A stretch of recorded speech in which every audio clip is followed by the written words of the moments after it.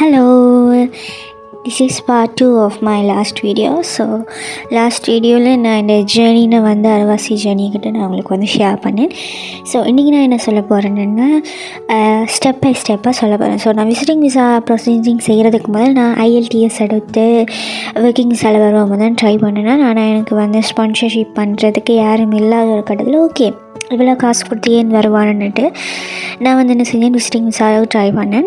So visiting visa try பண்ணி படித்த காலம் கூட, ஆனால் விசிட்டிங் விசா பீரியட்ஸ் அந்த டைம் சரியான குறைவு.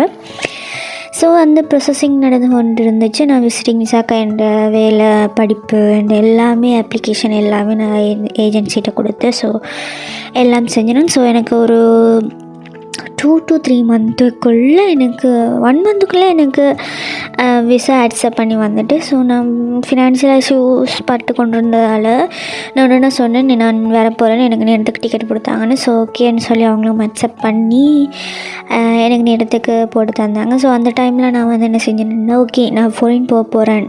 இதை நான் எல்லாருக்கும் அலர்ட்டாக சொல்கிறேன் எந்த பாயிண்ட் ஆஃப் வியூவில் இருந்து. ஸோ நான் சொன்னேன் நான் ஃபாரின் போக போகிறேன். அப்போ அதால் நான் நம்பி காசு வாங்குவோம். நாங்கள் போகிற இப்போ கொஞ்ச நாள் தான் இருக்க போகிறோம். ஸோ அதுக்குள்ளே நாங்கள் 2 பேரும் என்ஜாய் பண்ணிவிட்டு நான் ஃபாரினுக்கு போகிறேன் அப்படின்னு சொல்லி என் ஹஸ்பண்டை சொன்னோன்னா ஓகேன்னு சொல்லி பாருங்கள். நான் ஃபினான்ஷியலாக ஹெல்ப் கேட்ட வட்டாரம் முழுக்கவே என் ஃபேமிலி அண்ட் ஃப்ரெண்ட்ஸ்.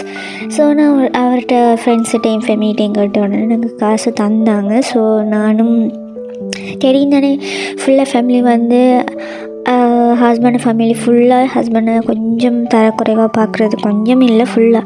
ஸோ அதால் ஓகே நாங்கள் கடைசி நேரம் மாற நேரம் தெரியும் தானே எல்லாருக்குமே பொதுவாக ஒன்று அக்செப்ட் பண்ணி வந்துட்டோன்னோட நாங்கள் உடனே என்ன செய்கிறது லெவலாக இருக்கிறது. ஸோ ஓகேன்னுட்டு நானும் உடனே காசெல்லாம் அரேஞ்ச் பண்ணி கடைசியாக வர நேரம் அவங்களோட ஃபேமிலிக்கு முன்னால் நாங்கள் நல்லா வரப்போகிறோம்னு சொல்லி காட்டி அவங்களோட ஃபேமிலியும் இவனை நல்லா பார்த்துக்கொண்டாங்க. ஏண்டா ஓகே அவள் ஃபாரின் போகிறாள், இனி இவனுக்கு காசு அனுப்புவாள் அப்படி இப்படின்னு அவங்களோட ஃபேமிலியும் நல்லா பார்த்துக்கொண்டாங்க. அவளை எல்லாத்தையும் வாங்கிட்டு நானும் ஓகே கனடாவுக்கு வந்த உடனே ஒரு 2 மாதம் 3 மாதம் வேலைக்கு போய் கடன் காசு அடிக்கிறேன். அதுக்கு பிறகு வர காசு எல்லாமே உனக்கு தான்ட்டு நானும் வந்துட்டேன்.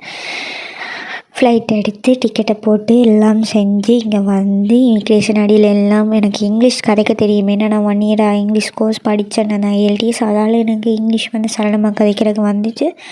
ஸோ நான் இங்கிலீஷ் கதைச்சு ஓகே. நான் எப்பயுமே சொல்லுவாங்க இமிக்ரேஷன் அடியில் கேட்கும்போது விசிட்டிங் விசாவில் வராக்கள் நான் திரும்பி போவேன்னு சொல்லி கதைங்கன்னு.